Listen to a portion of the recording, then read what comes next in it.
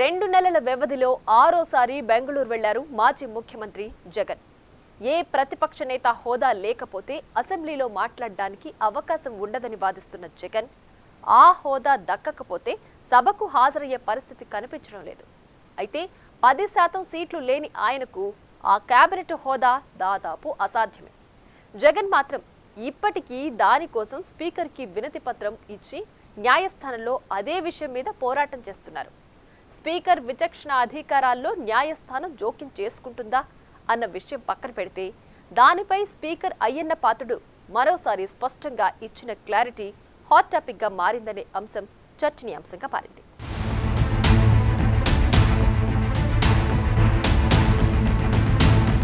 ఆంధ్రప్రదేశ్ శాసనసభలో ప్రతిపక్ష హోదా ఇప్పుడు పెద్ద చర్చనీయాంశంగా మారింది. అధికార పక్షానికి వ్యతిరేకంగా ఎక్కువ సీట్లు కలిగిన పార్టీకి సాధారణంగా ప్రతిపక్ష హోదా దక్కుతుంది. అయితే శాసనసభ లేదా లోక్సభలోని మొత్తం సీట్లలో కనీసం 10% సీట్లు సాధించిన పార్టీకి ప్రతిపక్ష హోదా లభించడం సాంప్రదాయంగా వస్తోంది. వాస్తవానికి ప్రతిపక్ష హోదా ఎవరికి ఇవ్వాలనేది స్పీకర్ నిర్ణయంపై ఆధారపడి ఉంటుంది. 10% సీట్లు వస్తే మాత్రం ఖచ్చితంగా ప్రతిపక్ష హోదా లభిస్తోంది. ఆ క్రమంలో ఏపీ అసెంబ్లీలో మొత్తం 175 సీట్లు ఉంటే కనీసం 18 సీట్లు సాధించిన పార్టీకి ప్రతిపక్ష హోదా లభిస్తోంది. వైసీపీ ఈ ఎన్నికల్లో 11 సీట్లకే పరిమితమైంది. తమకు 10% సీట్లు లేకపోయినప్పటికీ ప్రతిపక్ష హోదా ఇవ్వాలంటూ వైసీపీ అధినేత పులివెందుల ఎమ్మెల్యే జగన్ స్పీకర్కి లెటర్ రాశారు. అయితే 10% సీట్లు లేని వైసీపీకి ప్రతిపక్ష హోదా ఇవ్వలేమని శాసనసభ వ్యవహారాల శాఖ మంత్రి పయ్యావుల కేశవ్ ఇప్పటికే స్పష్టం చేశారు. అదే సమయంలో గతంలో జగన్ టీడీపీని ఉద్దేశించి చేసిన వ్యాఖ్యలను పయ్యావుల కేశవ్ గుర్తుకు చేశారు. అప్పట్లో తెలుగుదేశం పార్టీ 2019 ఎన్నికల్లో 23 సీట్లు మాత్రమే సాధించిందని, 4 ఎమ్మెల్యేలను లాగేస్తే చంద్రబాబుకు ప్రతిపక్ష హోదా పోతుందని అసెంబ్లీలో వ్యాఖ్యానించారు. జగన్ చేసిన ఆ కామెంట్స్ గుర్తుకు చేస్తూ 11 సీట్లు సాధించిన వైసీపీకి ప్రతిపక్ష హోదా ఎలా లభిస్తుందని కేశవ్ ప్రశ్నించారు. ప్రస్తుత పరిస్థితుల్లో వైసీపీకి ప్రతిపక్ష హోదా లభించే పరిస్థితి లేదనేది స్పష్టమవుతున్నా జగన్ మాత్రం తన పంతం వీడడం లేదు. తమకు ప్రతిపక్ష హోదా కల్పించేలా స్పీకర్ని ఆదేశించాలని జగన్ హైకోర్టులో పిటిషన్ దాఖలు చేశారు. హైకోర్టుకి దాఖలు చేసిన దాంట్లో 1953 ఏపీ యాక్ట్ ను మెన్షన్ చేశారు. అధికార పక్షం కాకుండా విపక్షాల్లో ఎక్కువ మంది సభ్యులు ఉన్న పార్టీని ప్రతిపక్షంగా గుర్తించవచ్చని ఆ యాక్ట్లో ఉంది. అది కూడా స్పీకర్ విచక్షణాధికారం మీద ఆధారపడి ఉంటుంది.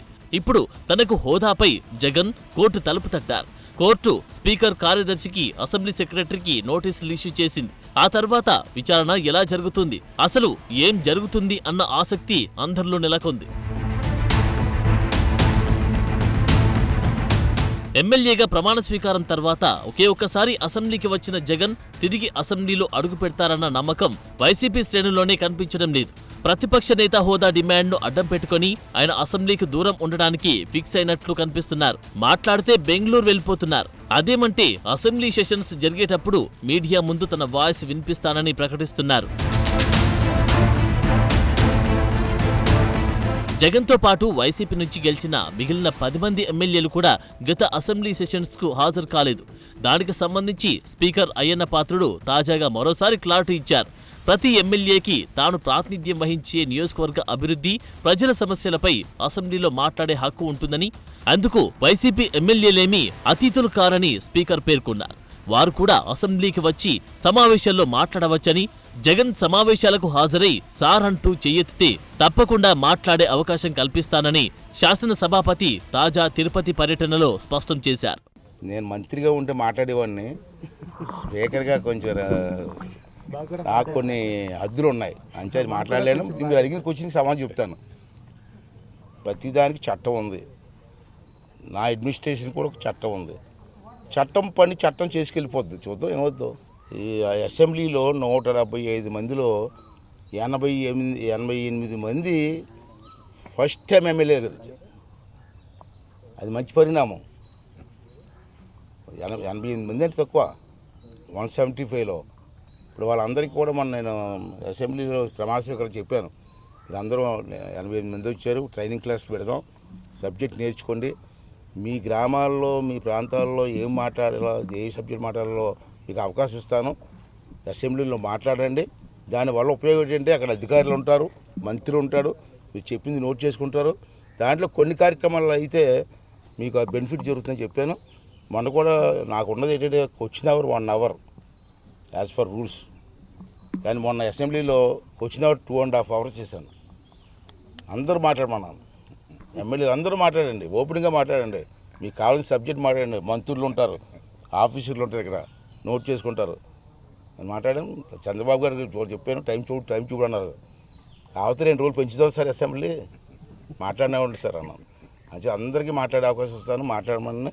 అలాగే ప్రతిపక్ష నాయకులు కూడా ఇస్తాను, దాంట్లో అనుమానం లేదు. ఏ పార్టీ వాళ్ళని నేను ఇస్తాను. అసెంబ్లీకి రావాలి, బయట మాట్లాడతాను, నాకు సంబంధం ఉంది. అసెంబ్లీకి వస్తే ఇస్తాను, బయట మాట్లాడతాను, నాకు సంబంధం లేదు కదా. విత్ ఇన్ ది అసెంబ్లీ ఎవరు వచ్చినా జగన్మోహన్ రెడ్డి గారు వచ్చి చెయ్యెత్తినా సార్ అంటే ఓకే అంటాను. జగన్మోహన్ రెడ్డి గారు వచ్చి చెయ్యెత్తినా సార్ అంటే ఓకే అంటాను, సార్ అంటే ఓకే అంటాను.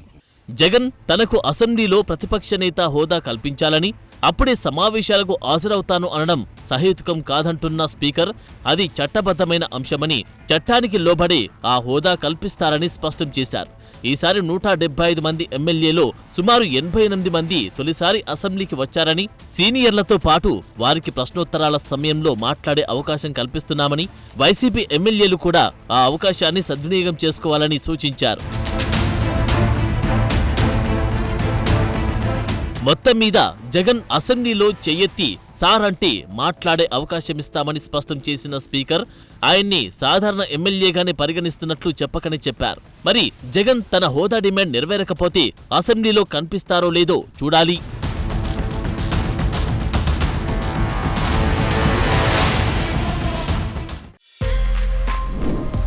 For more videos like this, subscribe Big TV channel.